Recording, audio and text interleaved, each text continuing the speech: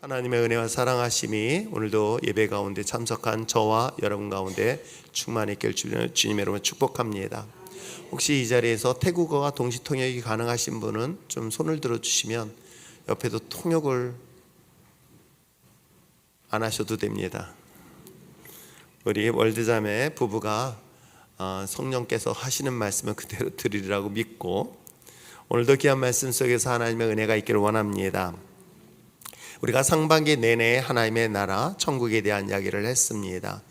그리고 이번 후반기에 들어와서는 그러면 하나님의 나라를 소유한 자들, 천국 백성들이 세상에서 어떻게 삶을 살아가고 있을까? 우리는 거룩이라는 단어를 사용하고 있습니다. 그런데 거룩이라는 그 단어는 분리되어지다. 즉 우리는 세상과 세상 사람들과 세상에 살아가고 있는 사람들의 가치관과 구분되어지는 사람들을 우리는 거룩한 자라고 이야기를 하고 있습니다. 믿음의 거룩한 믿음의 사람들, 천국의 소망을 갖고 확정된 사람들이 내가 육신의 몸을 가지고 이 세상에 살아갈 때에 그들과 달리 살아가는 모습들이 어떤 것인가 라는 것을 바로 누가복음을 통해서 예수님의 비유를 통해서 살펴보았습니다. 그리고 지난주만큼 유일하게 비유에 대한 이야기 하지 않은 것이 뭐예요? 하나님의 나라 천국에 대한 이야기를 하게 되었습니다. 이어서 오늘 이 말씀도 마찬가지인 거예요. 하나님의 나라 천국을 소유한 백성이라고 한다면 과연 어떤 모습의 삶을 살아가는가? 여러분, 대부분의 자녀들이 어려서부터 부모님의 신앙을 보고 자라는데 자신의 영적인 어머니의 그 모습을 보면서 우리는 어떤 모습의 신앙을 가지고 자라갈까? 그것은 바로 기도하는 자의 모습 아닐까요? 그 어머니의 모습의 기도 속에서 그 어린 시절부터 기도로 성장하고 있는 그런 자녀들의 모습, 그렇습니다. 특별히 오늘 본문은 하나님의 믿음의 자녀들이 기도에 대해서 이 비유를 통해서 말씀을 하고 있는 것입니다. 특별히 예수님께서 비유로 말씀하신 이유가 무엇 때문일까요? 그것은 정말 그 말씀을 이해하기 쉽지 않은 이야기들을 조금 더 이해를 쉽게 설명하시려고 하는 것도 있고, 또 하나는 예수님께서 말씀하실 때에 놀랍게도 그 비유 속에서는 그들이 귀가 있으면서도 불구하고 듣지 못하게 하는 특별한 이야기를 할 때도 비유로 말씀을 하십니다. 그러나 일반적으로 예수님이 하신 그 비유 속에는 사람들이 알고 있는 상식적인 것들에 대하여 그들에게 설명을 해주고 그것을 통해서 진리, 이것이 이런 것이다 라는 것을 알려주기 위해서 쉬운 사례들을 소개하고 있는 것들을 보게 되어집니다. 특별히 오늘 본문도 마찬가지입니다. 제자들에게 이야기하는 말씀으로서 너희들이 어떻게 하라? 항상 기도해야 된다. 근데 기도하는 가운데서 어떤 일이 생길까요? 바로 낙심이라는 것이 오게 되어질 때 낙심을 하지 말아야 될 우리의 믿음의 사람들에 대한 이야기를 하고 있는 것이 오늘 본문 이야기고요. 그러면서 기도하는 가운데 낙심했었을 때 한 비유를 말씀하시고 있습니다. 그 비유의 내용은 어떤 것일까? 본문을 좀 더 살펴본다면 어느 도시에 그 재판장의 한 사람이 있었는데 이 재판장은 정말 중요한 것은 하나님을 두려워하지 않았다는 것입니다. 물론 여기서 이야기하고 있는 당시의 재판장, 이들은 유대인들을 말하는 것이지 결코 이방인들의 나라를 말하는 것이 아닙니다. 하나님의 백성, 하나님의 자녀들이 하나님을 섬김에 있어서 익숙하고 신앙적인 삶을 살았는데도 불구하고 이 재판장은 놀랍게도 하나님을 경외하지 않았다, 두려워하지 않았다. 그뿐이겠습니까? 어때요? 사람들까지도 무시를 하고 있다라고 성경은 그를 소개하고 있어요. 그런데 그 도시에 이 재판장을 피곤할 정도로 찾아오는 한 여인을 소개하고 있습니다. 성경은 뭐라고 얘기하고 있어요? 과부라고 이야기를 하고 있습니다. 그러므로 오늘 본문을 들을 때 나는 과부 되신 분들은 내 말씀이다 라고 생각하지는 마시고요. 그럼에도 불구하고 오늘 과부가 이 재판장을 찾아와서 자신의 억울함을 호소하고 있는 내용의 이야기를 하고 있습니다. 그 내용은 이런 거예요. 원수에게서 받은 한을 풀어달라고 얘기를 하고 있는 거예요. 자기의 원수가 있는데 그 원수로부터 자신의 한을 얻었어. 그 한을 공정하게 재판을 통해서 해결해 달라고 이야기를 하고 있습니다. 이 말은 어떤 거냐면 여러분 성경에는 한이라고 얘기하고 지만은 이 본문 원문에는 이렇게 되어 있어요. 자신의 대적자에게서 받아야 될 자신의 권리가 있습니다. 그 자신의 권리를 받아야 되는데 대적자로 하여금 자신의 권리를 찾지 못했으니 이 억울함을 이야기하면서 이 재판을 통해서 자신이 당연히 받아야 될 권리를 회복해 달라는 의미가 바로 여기 내용이기도 합니다. 그것은 어찌 보면 정의를 보호하고 그리고 더 나아가서 정의를 지킬 뿐만 아니라 자기의 권리를 합법적으로 회복해 달라고 요구하는 내용이 이 과부가 재판장에게 요구하는 내용이기도 합니다. 그러므로 어찌 보면 이 과부는 단순히 자신의 억울함, 피해 그 정도를 말하는 것이 아니라 마땅히 받아야 될, 마땅히 보호받아야 될, 마땅히 자신에게 요구되어질 수 있는 그 권리에 대하여 이 부분이 손상이 되었으니 이 부분을 회복해 달라고 요구하고 있는 내용이 바로 재판의 내용이기도 합니다. 그렇다면 당시 물론 여러분 그동안 이 신앙생활하면서 고아와 과부, 나그네에 대한 것은 유대인들이 어떻게 생각했는지 너무나 잘 알 것입니다. 특별히 과부는 과거에 이 사회의 약자이기 때문에 보호를 특별히 받아야 되는 그런 위치에 있었습니다. 자신의 신분을 보호하기 위해서 자신의 위치를 보호하기 위하여 자신이 돌아가야 될 곳이 딱 두 개 있어요. 과부가 돌아가야 될 때가 어디일까요? 친정입니다. 또 돌아가지도 못하고 그 자리에 남아있을 것은 바로 시댁인 거예요. 두 가지 길을 선택하는데 친정으로 돌아가려면 반드시 자신이 지불해야 될 의무가 있어요. 책임이 있습니다. 뭔지 아십니까? 당시에 부부가 결혼하기 위해서는 아내의 집에다가 일정한 지참금을 지불하게 되어 있어요. 그래서 이 여인이 과부가 되면 자신의 본가, 자신의 친정으로 돌아가기 위해서라면 그동안 그 전에 받았던 것들을 다시 돌려줘야 자신이 과거에 자신의 친정으로 돌아갈 수 있는 것이 당시 유대인의 일반적인 문화이기도 합니다. 또 하나 있습니다. 신랑이 죽었습니다. 그럼에도 불구하고 그 시댁에 남아있는 것에 대해서는 이거는 의무가 아니라 권리가 하나 있습니다. 뭘까요?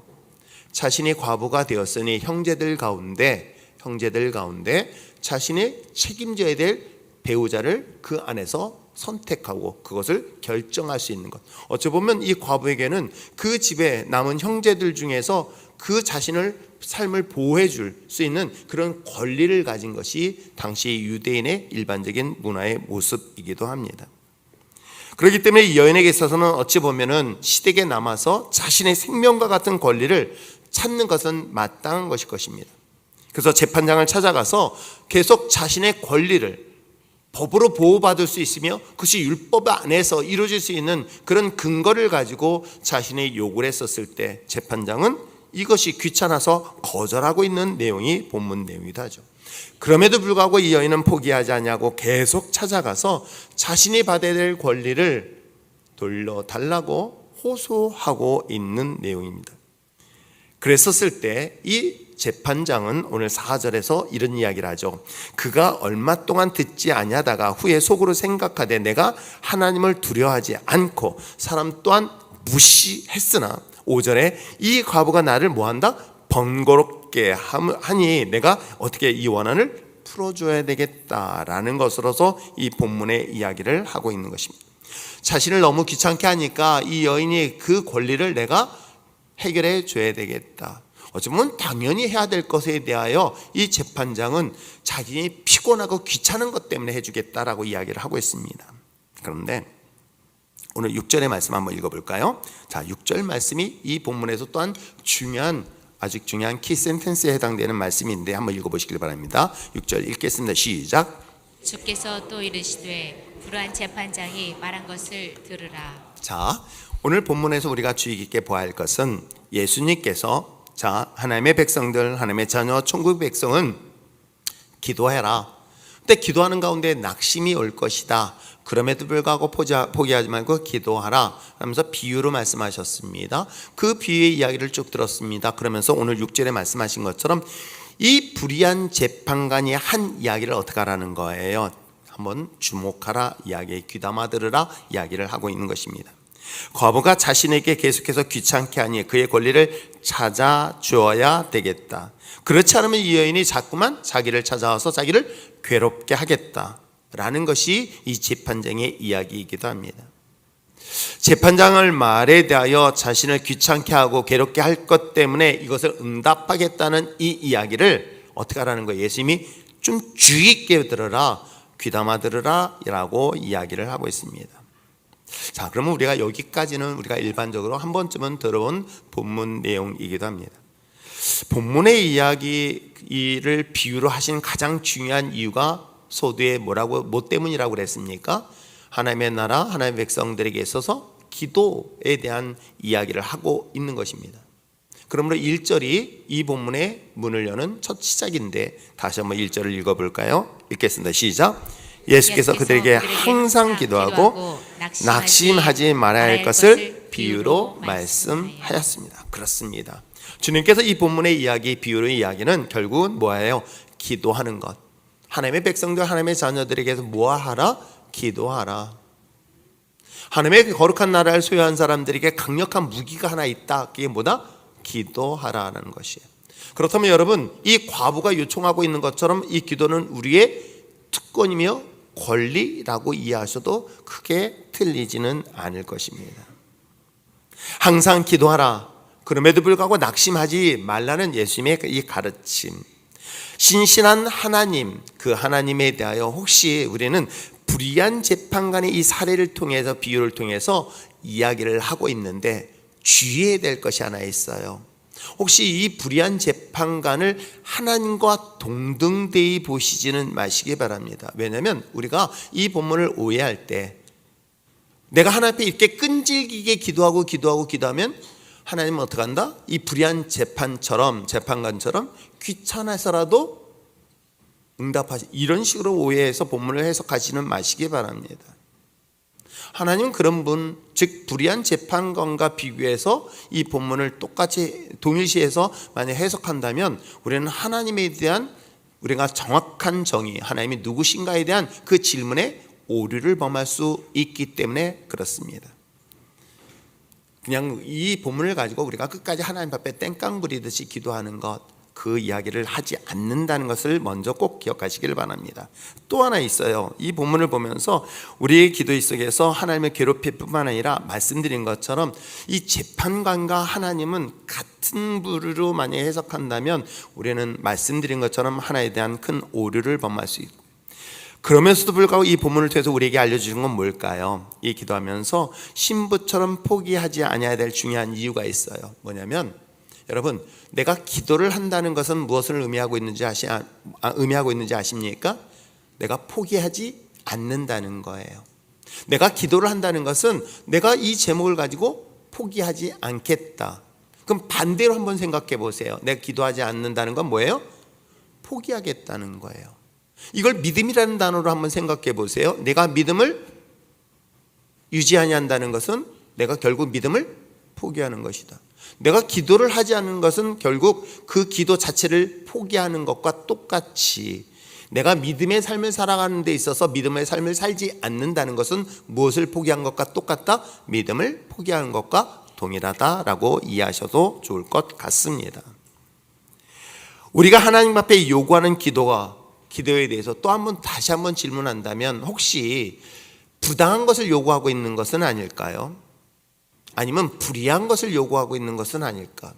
우리가 요구하는 기도의 내용 속에서 우리가 본문 기록된 과부는 당연한 것, 정당한 것을 요구하고 있습니다.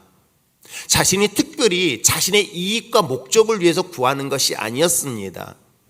자신의 뜻, 자신의 목적, 자신의 이기적인 욕심 때문에 구하는 것이 아니라 마땅히 보호를 받아야 될 권리, 마땅히 자신에게 주어진 그 권리를 당연하게 요구하고 있는 것들에 대한 기도의 내용 또한 이 본문을 통해서 우리에게 이야기를 하고 있는 것이죠. 그렇다면 하나님의 자녀로서 정당한 권리를 가지고 하나님 앞에 요구하는 그 기도, 그것이 무엇일까? 그럼에도 불구하고 그 기도는 포기하지 말아야 된다는 것을 성경 속에서 이야기를 하고 있습니다. 항상 기도하되 늘 기도하라는 거예요. 그런데 어떻게 하지 마라? 계속해서 포기하지 마라. 왜? 낙심이 오면요, 자연스럽게 기도를 내려놓게 되어 있습니다. 기도를 내려놓는다는 건 곧 기도를 포기하는 것이고 그것이 곧 믿음을 포기하는 것과 동일하다는 것을 여러분 꼭 잊지 마시기를 바랍니다. 그렇다면 우리가 기도하면서 오늘 본문에 기록된 것처럼 기도하는 가운데 낙심하지 말라고 하신 그 낙심하는 이유가 있으니까 이런 말씀을 하셨을 거예요. 왜 낙심을 하게 되어질까? 오늘 4절의 말씀에 또 보면은 이 이야기를 하고 있어요. 그가 얼마 동안 듣지 아니하였다라고 이야기하고 있는 거예요.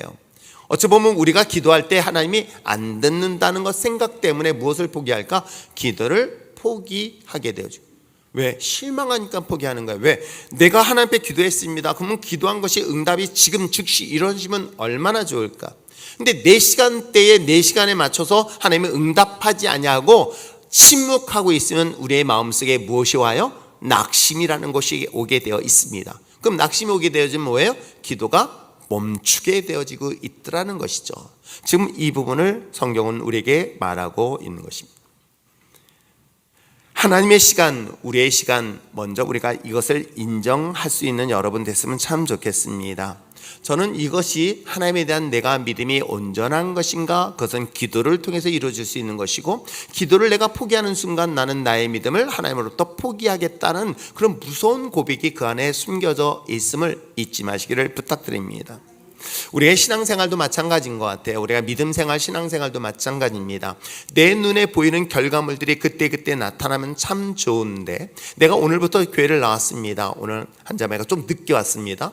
이제 이 교회 자매가 처음 교회를 왔습니다. 그럼 내가 교회를 나왔으면 그 다음 날부터 예약이 무지만이 들어와야 되겠죠? 그렇지 않을까요? 내가 교회를 나왔으면 뭔가 눈앞에서 확 달라져야 되는 게 있지 않을까요? 그때 이럴 때는 아멘 하면서 큰소리 하는 사람들이 있어요. 어때요? 내가 하나님 앞에 기도했습니다. 내가 신앙생활 결단하기 교회 나왔습니다. 그러면 그 다음 날부터 뭐 예약 주문이 들어오고 막 가가지고 뭔가 눈앞에서 확 달라지는 것이 있어야 되는데도 불구하고 아무런 변화가 일어나지 않을 수 있을 뿐만 아니라 더 나가서 더 어려움도 있을 수 있다 없다? 있다. 그 사례를 우리는 성경 속에 소개하고 있으니 누구를 소개하고 있을까요? 저는 아브라함이 대표적인 사례가 아닐까 생각해 봅니다. 하나님이 너 이곳 떠나서 본토 친척 아비집을 떠나 내가 너에게 지시한 땅으로 가라 했습니다. 지명도 말씀하시지 않았습니다. 그런데도 불구하고 가라는 그곳을 갔습니다. 그것이 도착한 것이 가나안 땅이었던 거예요. 그런데 그러면 여러분, 사람들의 기대는 어떻습니까? 그곳에 도착하는 순간 생수가 솟아나는 놀라운 기적을 기대하게 되어지고, 우리가 도착하자마자 기대하는 게 무엇입니까? 푸른 추장 쉴만한 물가를 기대하게 되어지고, 내가 가나안 약속의 땅에 도착했으니 내가 예상하지 못한 엄청난 양의 음식과 또한 보물과 등등의 모든 것들이 있음을 기대하지는 않을까요?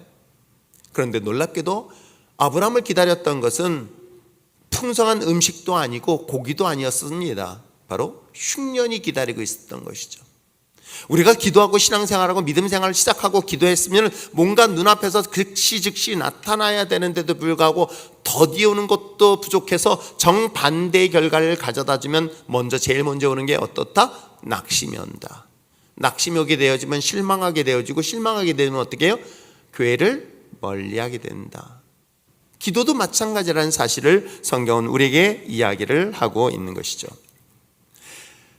그런데 사랑하는 성도 여러분, 우리가 낙심하지 않냐고 포기하지 않으며 기도해야 되는 중요한 이유가 뭐 때문인지 아십니까? 하나님의 자녀들, 하나님의 백성이라고 이야기를 한다면 분명히 말씀드렸습니다. 하나님의 자녀라면 세상과 달라야 되고 구분돼야 되는 건 맞습니다. 어떻게 구분돼야 될까요? 어떻게 차이를 나눌 수 있을까요? 그건 하나님에 대한 믿음이겠죠. 오늘 아침에도 남자들하고 성경 공부하는데 겉으로 보여주는 그런 모습 말고 그 믿음은 눈에 보일까요? 잘 안 보일까요? 잘 안 보일 수도 있어요. 그런데 한 가지 분명한 사실은 믿음에 대하여 그러면 삶의 모습으로 어떻게 드러날 수 있는가, 많은 것들이 있어요. 세상의 죄를 스스로 끊어내는 것도 있을 것이고, 평소에 예배를 드리지 않는 사람이 믿음 안에 생겨서 예배에 충성하게 되어지고, 또 자신의 직분을 잘 감당하는 사람들도 있을 것입니다. 근데 오늘의 본문의 주제는 뭐예요? 기도인 거예요. 어찌 보면 우리가 신앙생활하면서 가장 약하게 생각하고 무기력하게 생각하는 것 또한 이 기도가 아닐까요? 그리고 제일 무책임하게 또 말하는 게 뭐예요? 기도해 보라고. 그러면서 정작 본인은 기도 안 하는 경우도 있고요. 내가 기도할게.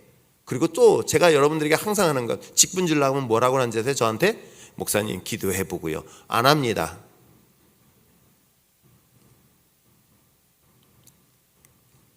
믿음의 사람들이, 천국을 소유한 믿음의 사람들이 내가 하나님에 대한 믿음을 표시하고 있는, 즉 세상 사람과 구별되어진 이야기가 오늘 본문은 뭘로 표현하고 있습니까?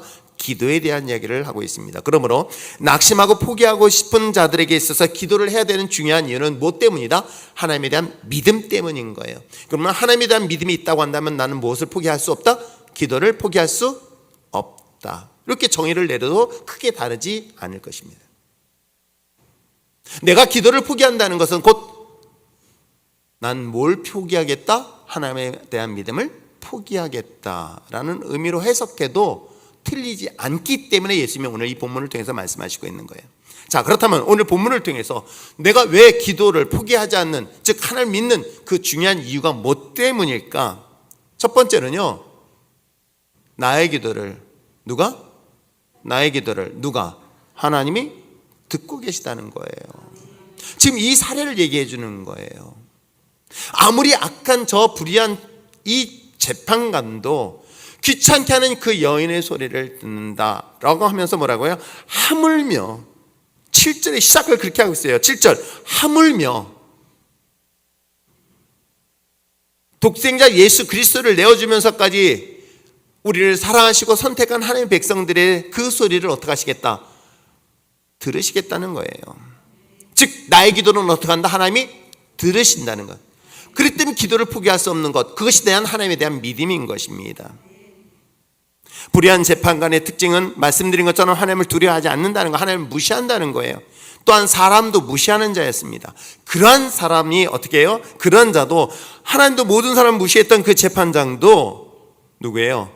이 상대방인 이 여인의 이야기를 듣는데, 그럼에도 불구하고 하나님은 어떻을까요? 그렇습니다.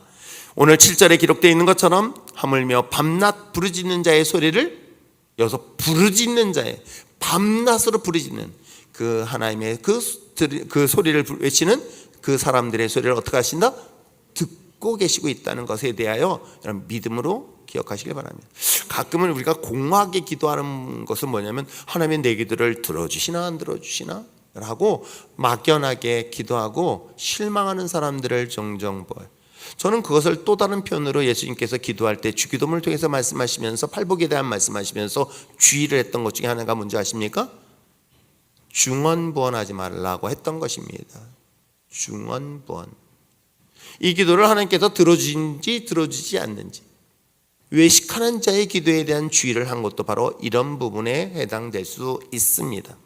사랑하는 성도 여러분, 비록 기도 응답이 더디된다, 그래서 우리에게 마음에 낙심이 온다 할지라도 기도를 포기하지 못하는 이유는 뭐 때문이다? 하나님은 나의 기도를 지금 듣고 계시다는 거예요. 이게 믿어지는 거, 이게 믿음인 거예요. 그게 바로 하나님 믿는 사람의 신앙의 모습인 거예요. 그렇기 때문에 이러한 신앙의 믿음의 삶은 어떻다? 기도를 절대로 포기하지 않게 되어 있습니다. 또 하나, 오늘 본문을 통해서 뭐라고 이해하고 있습니까? 하나님께서 그 밤낮 부르짖는, 중요한 건 뭐예요?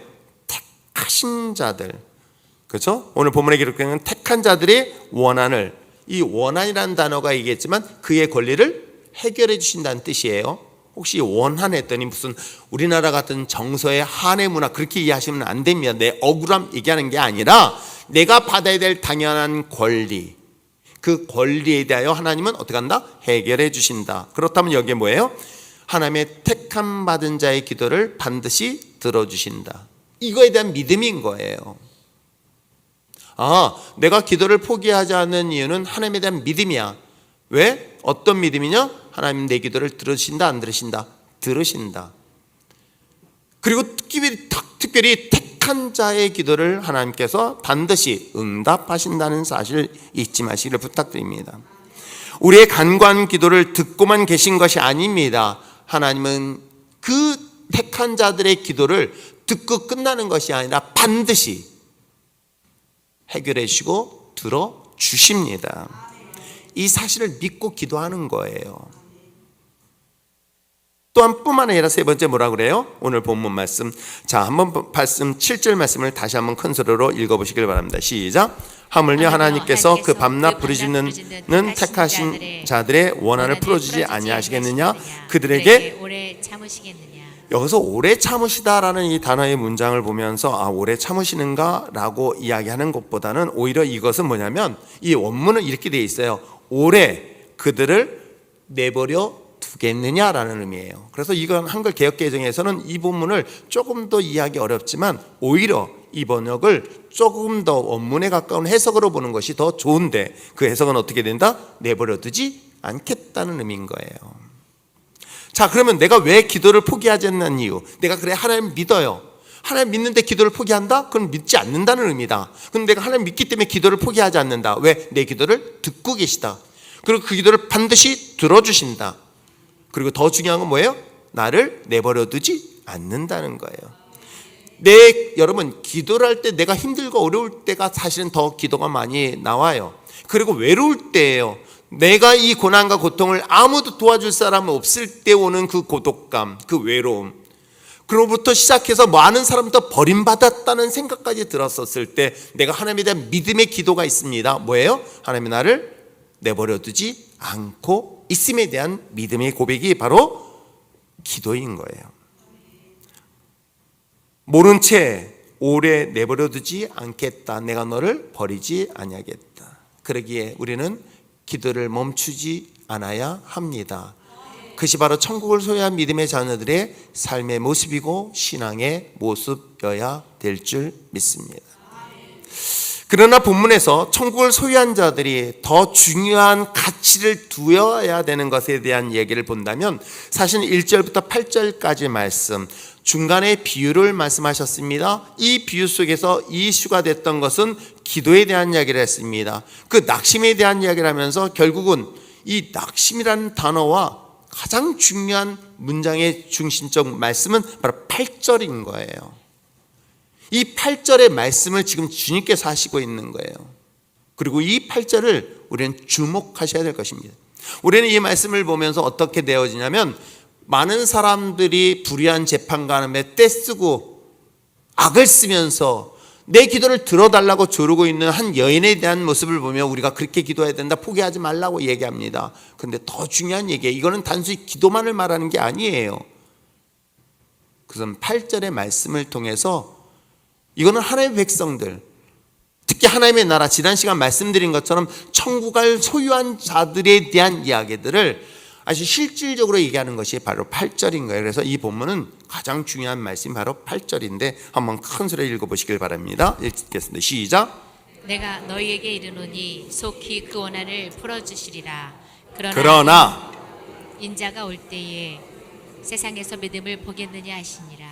제가 만약에 성경을 정리한다면 8절의 상반부, 그렇죠? 그들에게 오래 참으시겠냐? 내가 너에게 이르노니 속히 그 원한을 풀어주시리라. 여기까지 자르고 그 다음에 8절의 마지막에 그러나 뭐라고 얘기했어요? 인자가 올 때에 세상에서 믿음을 보겠느냐 하시니라. 이게 무슨 말씀인지 아세요?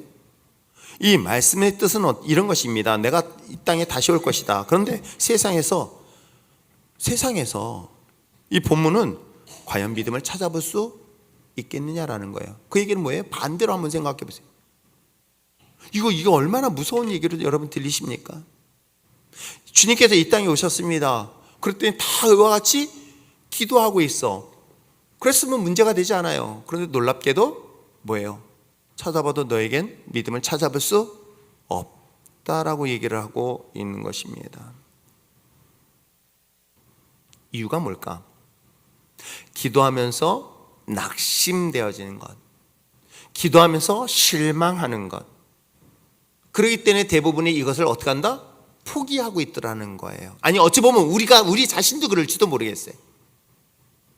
지금 내가 기도의 제목을 가지고 끊임없이 끝까지 포기하지 않냐고 기도해야 되는데도 불구하고 어느 순간인가 기도가 멈추고 있어요. 아니 그건 한국교회가 그럴 뿐만 아니라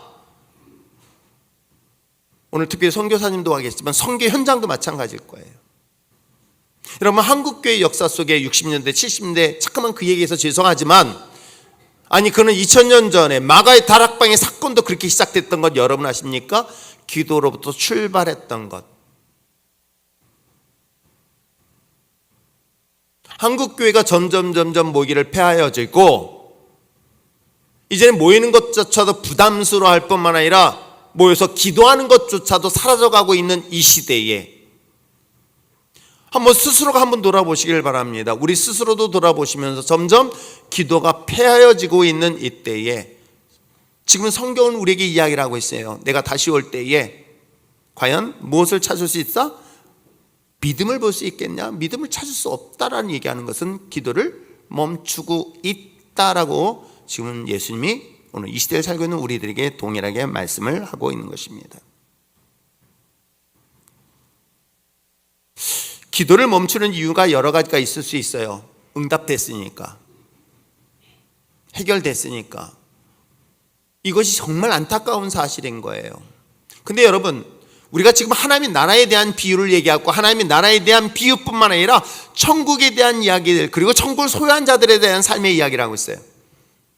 하나님의 나라, 하나님의 천국을 소유한 자들에게 가지고 있는 것은 무엇을 가지고 간다? 믿음을 가지고 끝까지 지켜낸 자들을 통해 하나님의 나라에 들어갈 수 있으면 기준이 되는 것에 대해서는 어느 누구도 부정하지 않을 것입니다. 내가 선교를 많이 했다고, 내가 목회를 오래 했다고, 여러분 천국가는 아닙니다. 믿음으로 말미암은 거예요. 그 믿음이라는 것들에 대하여 한 세를 드는 것이 바로 기도에 대한 삶을 이야기를 하고 있는 거예요. 이 본문은 다른 거는 다른 본문을 얘기하지만 이 본문은 기도에 대한 이야기를 하고 있었습니다. 어느 한 순간부터 우리는 그 기도의 제목들을 가지고 있어요. 그래서 제가 특별히 수험생들을 위한 특별 새벽기도 안 하는 이유가 이런 것 때문에. 왜?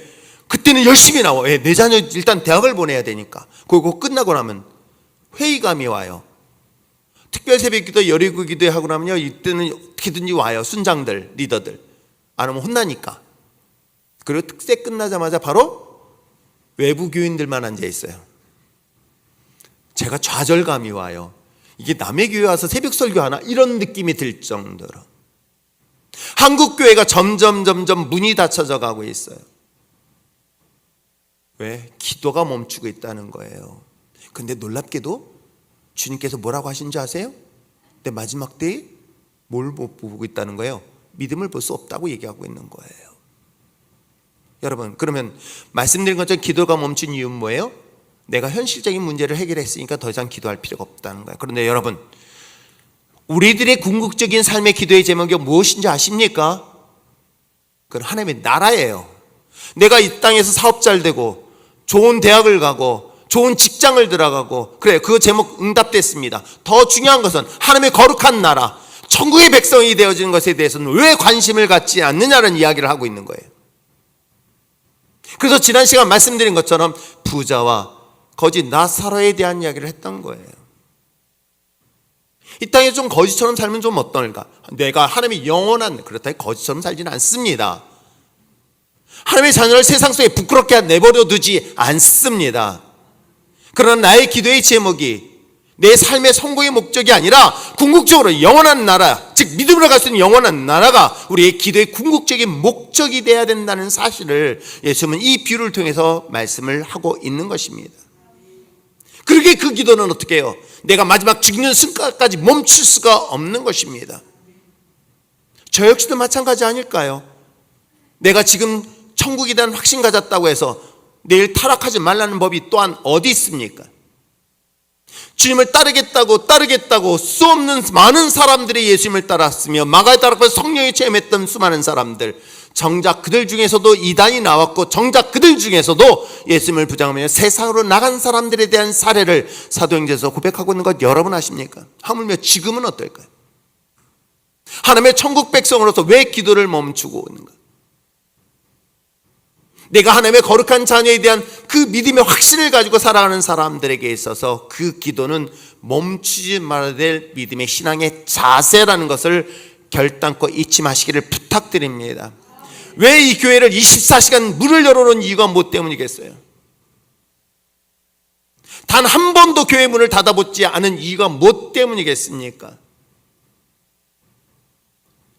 어느 누구든 어느 때든 어떤 상황에서든 지치고 피곤하고 힘들 때 하나님 앞에 기도할 수 있는 그 공간을 단 한 번도 25년 동안 열 닫아놓지 않은 이유가 무엇 때문일까요?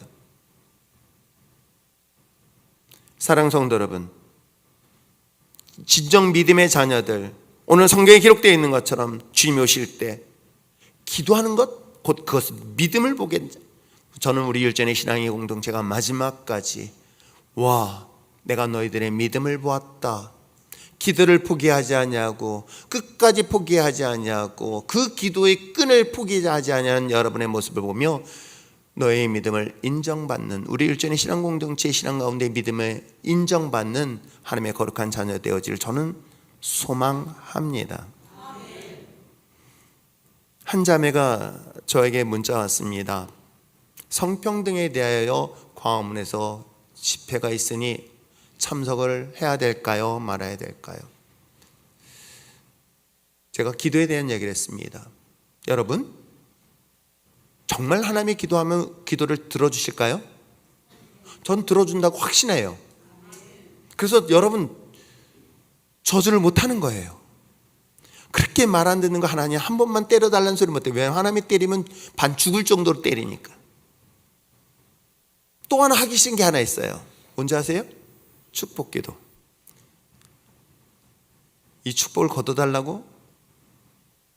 축복을 받고 하나님의 은혜 가운데 더 성실하면 참 좋은데 그렇지 않았을 때 제가 어떤 기도를 해줄까요? 축복 대신 안소리 하고 싶지만 목사가 그럴 수 없잖아요. 그래도 하나님, 말은 안 듣더라도 하나님의 은혜 속에 축복받고 그래서 그들이 신앙 안에서 쓸 수 있게 해달라고 기도하지 않을까요? 왜요? 저는 그 기도가 반드시 응답됨에 대한 확신을 갖고 있기 때문에 그렇습니다. 그건 여러분도 마찬가지인 거예요.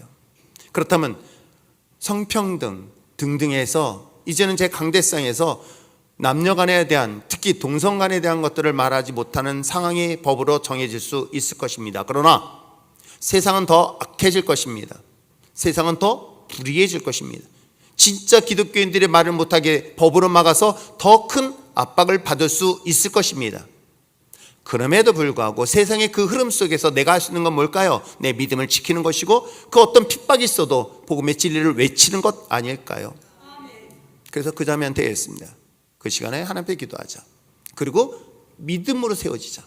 내가 그 세상의 그 어떤 법으로 제재를 받고 피해를 보고 손해를 보더라도 바른 복음의 진리 앞에서 내가 당당하게 자신의 신앙을 고백할 수 있는 그런 믿음으로 훈련받을 수 있는 시간을 갖자라고 제가 권면했어요. 사랑하는 성도 여러분, 이제 시대는 더 악해질 것입니다. 이걸 막는 것이 아니라 하나님 한 사람 한 사람 율전의 신앙 공동체 그 가운데서도 그 믿음을 지킬 수 있는 그리스도인 되게 해달라고 기도하는 것이 더 낫지 않을까요? 왜요? 마지막 때는 옥석을 가르게 될 것입니다. 마지막 때는 알곡과 죽정이를 분명히 나눌 때가 있음을 성경은 말하고 있어요. 진짜 믿음과 가짜 믿음에 대한 것들을 여러분 세상은 흔들면서 그것을 구분할 것이에요. 그럴 때 내가 비록 죽음을 눈앞에 뒀다 하더라도 주를 주라 신하여 고백할 수 있는 진정한 믿음의 사람들, 그런 믿음의 사람들로 세워지기를 저는 소망합니다. 그래서 어찌 보면 저는 기도는 하나님 우리 아들 좋은 대학 보내달라고 내 사업 잘 되게 해달라는 것보다는 하나님 이 한 사람의 영혼이 하나님의 천국 백성 되게 해달라고, 한 사람이 죽어가는 영혼이 하나님의 천국의 백성으로 삼게 해달라고. 이것은 내가 죽을 때까지 끝까지 포기하지 말아야 될 기도 제목 아닐까요? 평생 핍박하며 교회에 다니는 그 아내를 핍박했던 그 남편의 그 영혼 내게 맡겼으니 하나님은 절대로 포기할 수 없습니다라고 기도를 끝까지 포기하지 않은 것은 한 사람의 영혼뿐만 아니라 내 주변에 보이는 모든 영혼들이 그리하지 않을까요? 그렇기 때문에 기도를 포기할 수 없고 그 기도를 끝까지 유지할 때 그것이 곧 하나님에 대한 믿음에 대한 나의 삶의 열매일 줄 믿습니다. 기도하고 낙심하지 아니하고 포기하지 않는다는 반드시 응답합니다. 무엇에 대한 믿음이다? 기도를 포기하지 않는 것은 하나님에 대한 믿음의 모습이기 때문에 그렇습니다. 어떤 믿음? 하나님은 나의 기도를 듣고 계신다. 그리고 그 듣고 계신 그 하나님은 나에게 응답하신다. 그리고 더 나아가서 고독과 고통과 괴로움 속에 세상에서는 핍박을 받으나 하나님 나를 고아처럼 내버려두지 않는다. 그러기에 포기하지 않냐고 마지막까지 생명을 다하는 순간까지 복음을 전하며 외칠 수 있는 저와 여러분 됐으면 참 좋겠어요. 오늘 특별히 월드자매 부부가 왔어요. 저것들 결혼한다고 연락이 와서 저한테 연락이 온 거예요. 목사님이 꼭 오셔서 주례를 했으면 좋겠다. 사실 제가 이렇게 우번 땅을 보면서 참 마음 아팠던 것 중에 하나가 몇 가지 때 저들인 거예요. 왜냐면 제가 많은 선교지를 다니면 뭘 달라고 하는 것들이 많은지 몰라요. 제가 말씀드렸죠. 그들에겐 복음이 필요한 것이죠. 옷이 필요하지 않아요. 근데 저 친구 월드자매가 그때 처음 만났을 때 저는 미용실이 우리 이영숙 그 최고의 헤어 디자이너처럼 멋지게 가위 차가지고 이런 줄 알았어요. 근데 머리만 감기는 미용실이 있다는 건 난 태국 가서 처음 알았어요. 그것도 미용실이래. 근데 중요한 거는 자리 하나를 얻어놓고. 그래서 제가 하나님이 축복받는 아주 단순한 방법을 알려줬어요. 어떻게 해라? 말씀을 읽어라. 그랬더니 제일 먼저 반대했던 사람이 누군지 아십니까? 선교사예요. 목사님, 선교 현장을 모르고 이 사람들의 특징을 모른다. 그래서 다행히 학교 후배이기 때문에 제가 형으로서 얘기하겠다 하면서 혼내줬어요. 네가 능력이 없는 거지 하나님의 능력이 없는 건 아니다. 저들도 사모함이 있다. 하나님의 복음의 능력은 어느 나라든 예외 없다. 하나님의 말씀을 읽혀라. 그래서 무항산식교회에 소속된 저 두 사람 정말 감사하게 저 월드자매가 욕심 가지고 정말 그래서 이번에 공항에서 나올 때요 제가 보증을 섰거든요.